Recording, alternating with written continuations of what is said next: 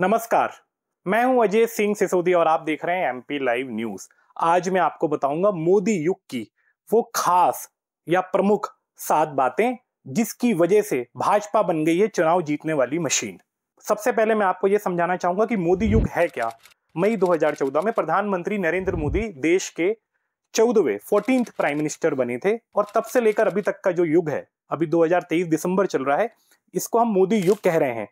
इसका मतलब ये नहीं है कि ये युग खत्म हो गया है, जबकि मुझे तो ऐसा लगता है कि अभी हाल ही में जो विधानसभा चुनाव के नतीजे हैं उसके हिसाब से तो ये मोदी युग का स्वर्ण काल चल रहा है, ये गोल्डन टाइम है, क्योंकि 3 स्टेट्स में बीजेपी आ गई है और देश में लगभग 52% आबादी जो है वहां पर बीजेपी या बीजेपी से जुड़ी हुई पार्टियों का शासन है। तो वो 7 बातें क्या हैं जिसकी वजह से भाजपा बन गई है चुनाव जीतने वाली मशीन।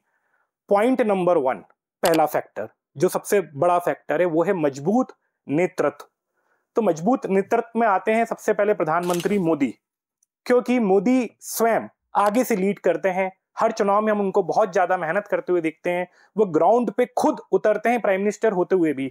मध्य प्रदेश के चुनावों में भी हमने देखा कि जितनी रैलियां या सभाएं नरेंद्र मोदी ने प्रधानमंत्री रहते हुए की, उससे कम सभाएं कांग्रेस में राहुल गांधी, प्रियंका गांधी और कांग्रेस के अध्यक्ष को भी जोड़ लिया जाए, मल्लिकार्जुन खड़गे, इन तीनों ने मिला के भी प्रधानमंत्री मोदी से कम सभाएं करी। और बीजेपी में जहां तक नेतृत्व की बात है तो अकेले मोदी जी पे नेतृत्व खत्म नहीं होता है, उसके बाद आते हैं अमित शाह, जेपी नड्डा, राजनाथ सिंह।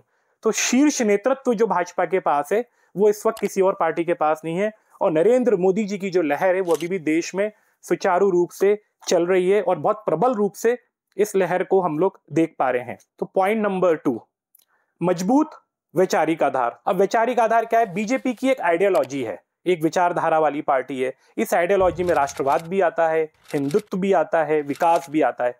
हाल ही में प्रधानमंत्री नरेंद्र मोदी ने अपने एक भाषण में कहा कि उनके हिसाब से देश में सिर्फ 4 जातियां हैं, महिलाएं, किसान, युवा और गरीब लोग।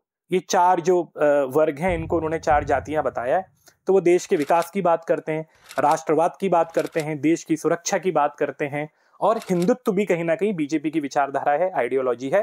तो एक मजबूत वैचारिक आधार होना जो है ये इस पार्टी को चुनाव जीतने वाली मशीन बनाता है। अब पॉइंट नंबर 3, कल्याणकारी योजनाएं।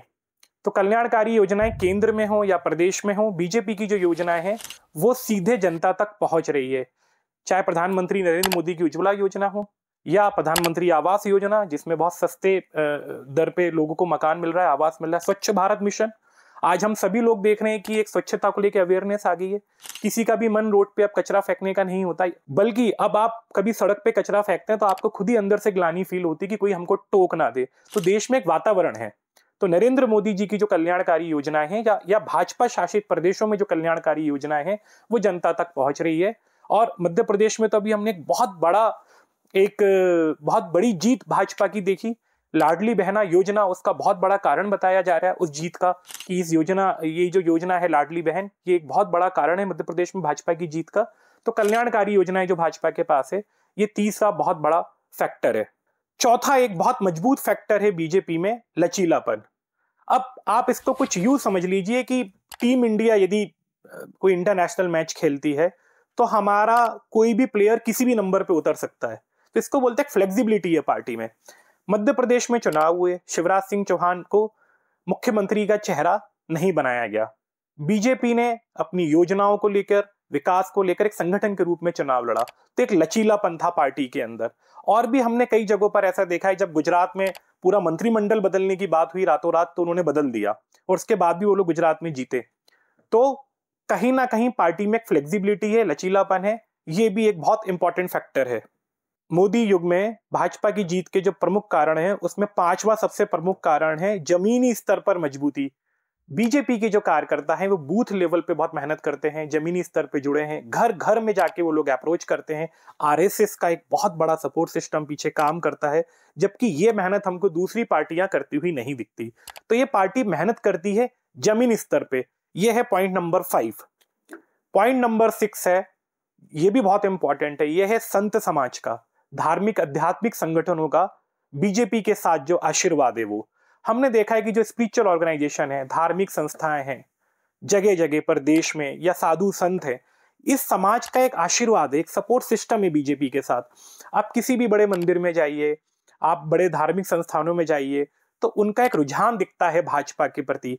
तो कहीं ना कहीं बीजेपी संत समाज को अपने साथ लाने में कामयाब रही है और आज वो जो इस स्तर पे जीत रही है, इसका एक बहुत बड़ा कारण है संत समाज का सपोर्ट और उनका आशीर्वाद। और अब मैं बात करूंगा पॉइंट नंबर 7, जो कि बहुत इंपॉर्टेंट है और इतने बड़े फैक्टर्स होने के बाद हम इसको नजरअंदाज नहीं कर सकते हैं। वो है महिलाओं का रुझान। बीजेपी एक ऐसी पार्टी है जिसने कहीं ना कहीं महिलाओं के दिल में जगह बना ली है। आज महिलाएं बीजेपी के लिए बढ़ चढ़कर वोट करती हैं। बीजेपी की योजनाएं जो हैं उनको महिलाएं पसंद करती हैं। नरेंद्र मोदी जी को लोग बहुत पसंद करते हैं और महिलाओं का जो रुझान है पार्टी की तरफ, इस देश में लगभग 50% आबादी है वो महिलाओं की है, वो भाजपा को बहुत मजबूत अब बनाती है। तो ये 7 पॉइंट हैं समझने के लिए मोदी युग में, जिसकी वजह से भाजपा बन गई है चुनाव जीतने वाली मशीन। आशा है आपको ये वीडियो बहुत पसंद आएगा। आप इस चैनल को सब्सक्राइब करिए, लाइक करिए, शेयर भी करिए। ऐसी और वीडियो को लेकर मैं आपके पास आता रहूंगा। आप देख रहे हैं एमपी लाइव न्यूज।